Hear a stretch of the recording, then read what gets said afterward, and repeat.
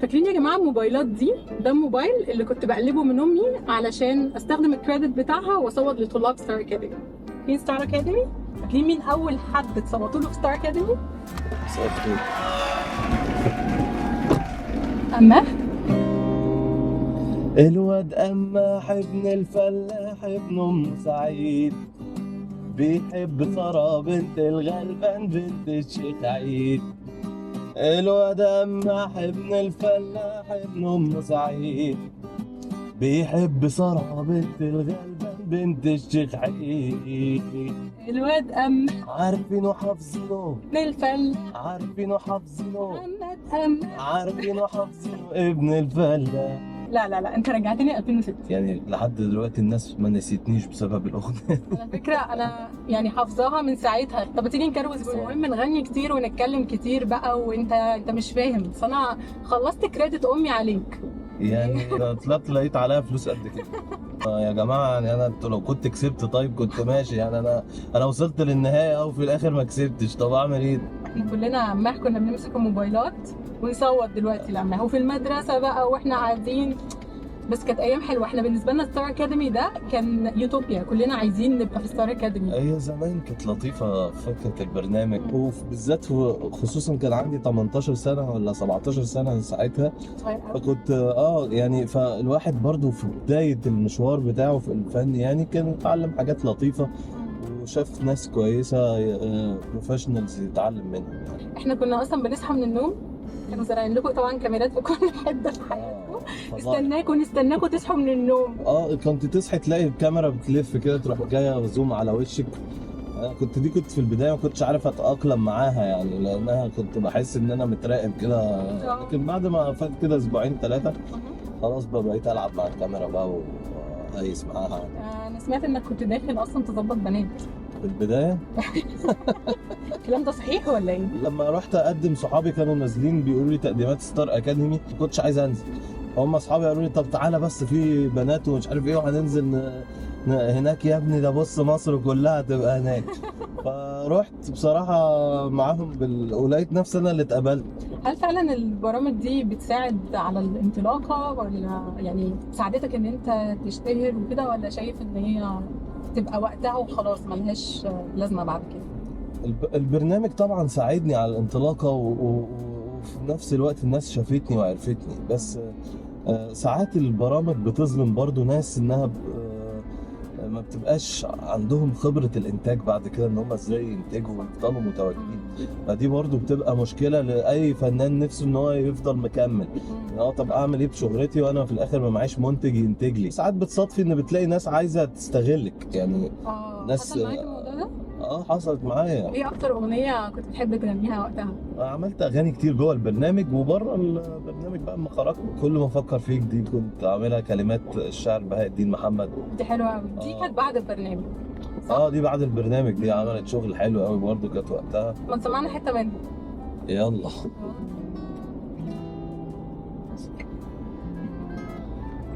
كل ما افكر فيك واشتاق لك الاقيك قدامي، دايما تسبق احلامي وبتقول لي كلامي. عمري ما شفت معاك غير اجمل وارق ليالي، حب ما جاش يوم على بالي ولا كان في خيالي. يعني حلوه قوي ان انا يعني بدل ما اشغل الكاسيت ان انا اجيب قماح جنبي ونسمع بقى. اعمل لك حفله هنا في العربيه يا بقى. ريت والله. بس هاتي فرقه ورا بقى. انت في فرقه بالجيتار بتاعك وانا معاك، انا اطبل واغني واعمل لك اللي انت عايزه. بعد كده انت اختفيت فتره مش كده؟ يعني الظروف اللي خلتني اختفي، انا كنت مضيت في شركه انتاج وبعد كده سوء الحظ يعني ما كناش فاهمين بعض فما عرفناش نكمل مع بعض. وفي نفس الوقت جالي فترة برضو تعبت فيها، ظروف برضو الثورة وقامت الثورة اللي قامت في البلد وكانت حاجات أخرت فمش بإيدي يعني. من اسباب التوقف كمان كانت في وعكه صحيه مش كده؟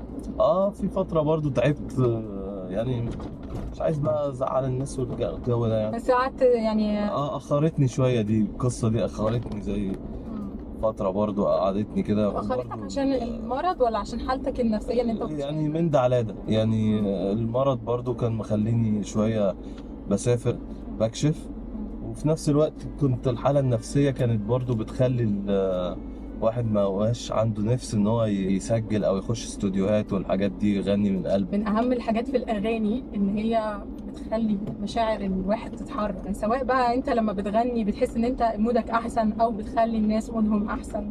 اه واحده من اغانيك بالنسبه لي انا اللي بتاثر فيا، اه تفتكري هي ايه؟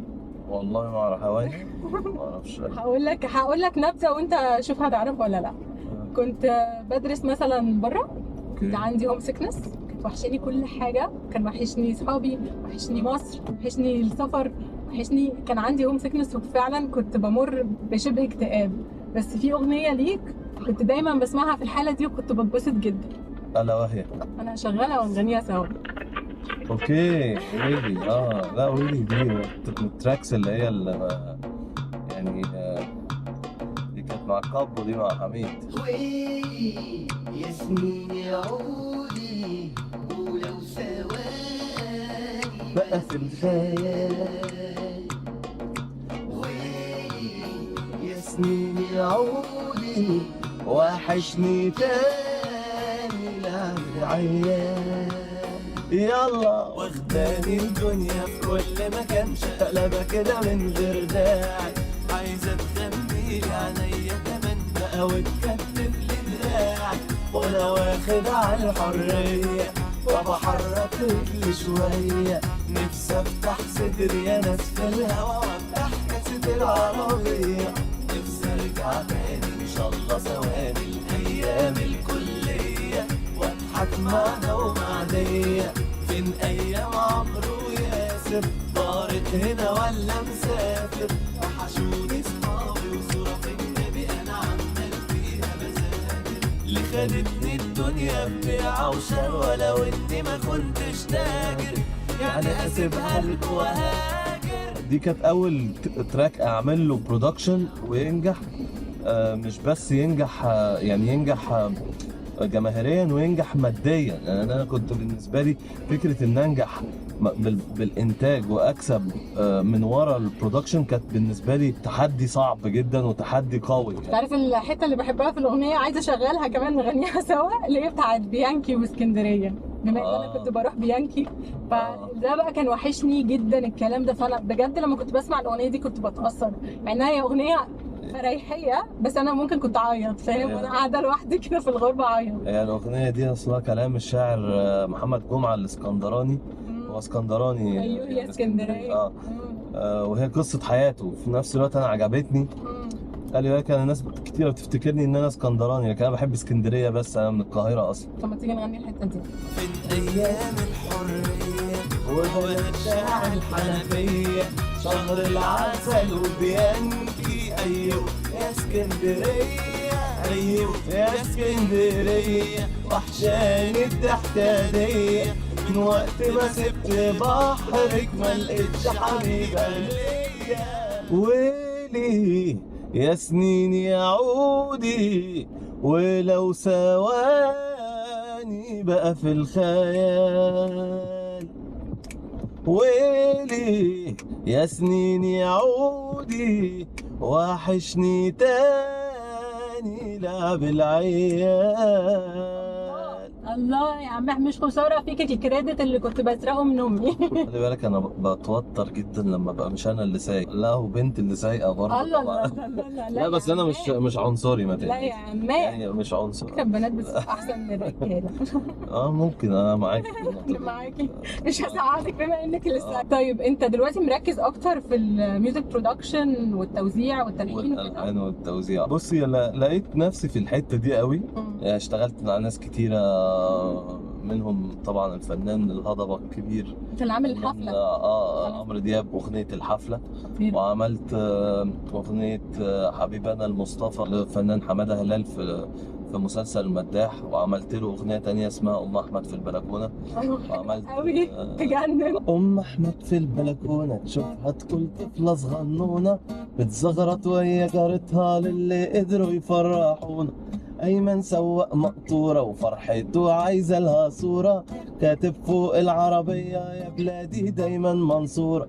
مين الحلق سهران ويا أصحابه في الدكان، كله يرقص كله يغني كله الليلة دي فرحان. والقسط قصاد الورشة ويا القهوجي عامل دوشة، ميرنا وليلى وفريدة وسارة عاملة دوشة. أم أحمد في البلكونة سارة عاملة دوشة. انت كده بتلحن وبتوزع وبتألف وتعدد المواهب يعني. كل الاكشنز هتلاقيني بعمل كل اللعبة. طب ما تألف لنا حاجة كده واحنا قاعدين قدامك 10 ثواني نفكر. 10 ثواني ها عشان اخترع حاجة. اخترع لي حاجة دلوقتي. ثواني. اوه جيتار بقى. لا الجيتار. ماشي يعني. نعمل الحاجة صح. اما في السهرة شو. اما في السهرة شو. قاعدة جميلة جامدة قوي بومبو. اما في السهرة شو. مش عارف يعزف على الجيتار عشان مش مرتاح. اما في السهرة شو. تحفة تحفة. سريع جدا. كده لو معايا اللابتوب كنت وزعتها. كنا طلعنا الألبوم. كنت عملتها لك ونزلت على طيب بص يا أماح، أنا هركن هنا. ماشي اركن. أنا حاسة إن أنت ما صدقت. عشان ابقى مرتاح بقى ارجوك بقى مش طيب خلينا راكنين كده قشطة. بنلعب لعبة. ماشي. تقدر؟ ثواني أنا هلعب معاك. عقد انت. لا مالكش دعوة بالظرف ده. أنت هتفتحه ماشي. هتلاقي فيه صور، كروت يعني صور. الصور دي بتعبر عن أغنية من أغانيك اللي أنا بحبها. فأنت شوف إيه اللي موجود وشوف هتعرف الأغنية ولا لأ. اللي هنعمله إن إحنا هنغني الأغنية سوا باستخدام الكروت دي، يعني كل كلمة بتعبر عن صورة هنطلعها. شوف كده مواهبك التيك توكية. ماشي؟ بسم الله. يلا طلع. طلع. طب وانت ايه الصور اللي معاك؟ ما نفس الصور اللي معاك. دي انا مش نجيب ساويرس باردون.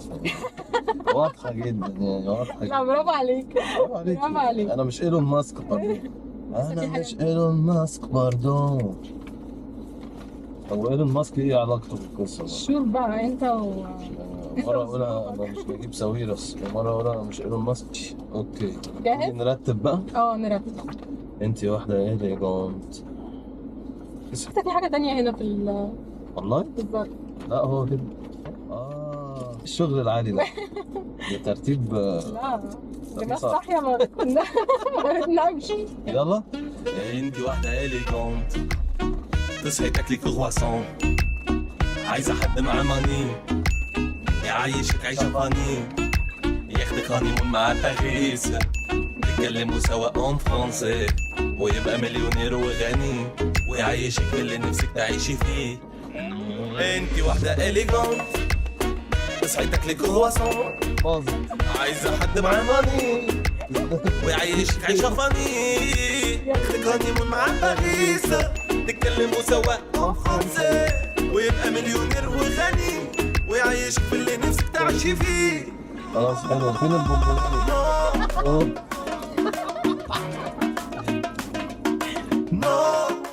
طب نودي فين؟ انت فاكراني مين يا بومبون؟ انا مش نجيب ساويرس باردون. اشوف على الاقل انت عملت هتلاقيها في الضياع. خميت لما عدت الكوبليه بس يعني. ايوه ما انا قلت لك الموضوع محتاج. فهمتها بعد ما بعد اللعبه. بعد ما كنت فيها. لا بس الاغنيه دي من الاغاني. سوق بقى بعد اذنك يعني. اتفضل يعني. ماشي. من الاغاني اعتقد ان اللي عملت برضو كويس قوي على السوشيال ميديا وسمعت جامد مش كده؟ ضربت على السوشيال ميديا وعلى التيك توك والحاجات دي. عملت فوق ال 200 مليون فيو على التيك توك.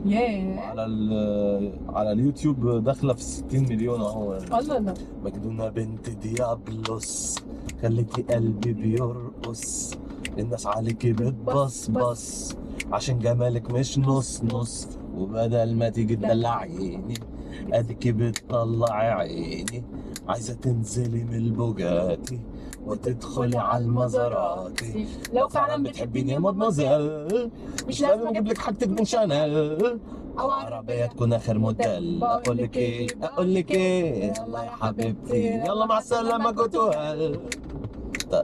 غتوها.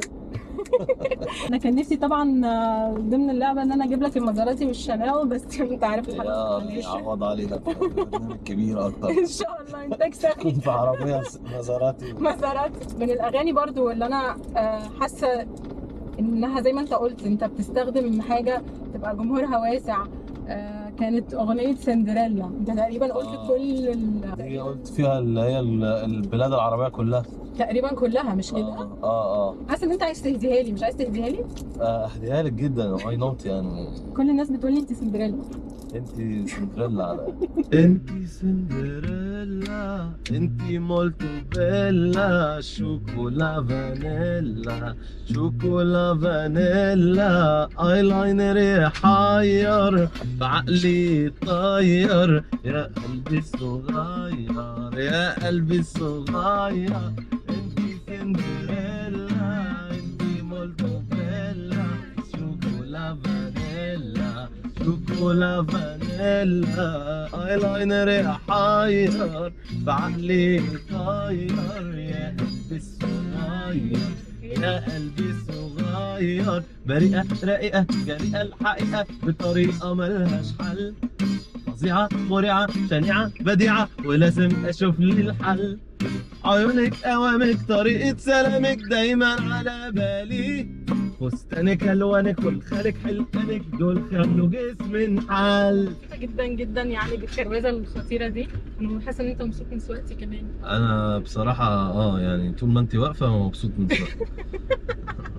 ممكن اقول لك حته من الاغنيه الجديده بتاعتي اللي هتنزل؟ اوبا حاجه اكسكلوسيف كده. يا ريت. تعالي كلميني كده صون فاصون، جاب لك ميزون، عايزه مارياج في لوي فيتون، تيجي تديني كونفيرماسيون، طب ليه بتسيبيني قولي لا، ممكن تاخدي عيني ونعيش سوا، دول كام سنه نجيب بامبينو، واعمل لك صالون كان نفسك فيه، تيجي ندونس على الريجاتون، طب تيجي ندونس على الريجاتون. بس كده. دي حلوه قوي. هو انت تعليم فرنساوي ولا ايه؟ لا دي حته كده بس، حته صياعه كده. حته صياعه كده. تحفه تحفه. اما انت عارف لو انا كنت شفتك وانت راجع من ستار اكاديمي، كنت هخليك تمضي لي اوتوجراف. طب امضيهولك دلوقتي عادي. بالظبط، احنا هنحقق التشايلد هود دريم. دي خط زباله جدا براحتك. يعني. wish you all the best أحمد قماح. شكرا. سيلفي بقى ال 2023. بس انت هتنزليني في حته غلط كده على فكره، انا راكن في حته تانية على فكره. الحقيقه انا مستعجله فاتصرف. سيبيني كده في الشارع ده يعني. انا خدتي خلصت غرضك مني مستعجله. وقدناش. احنا هنا ولا احنا فين ولا احنا مش هنا؟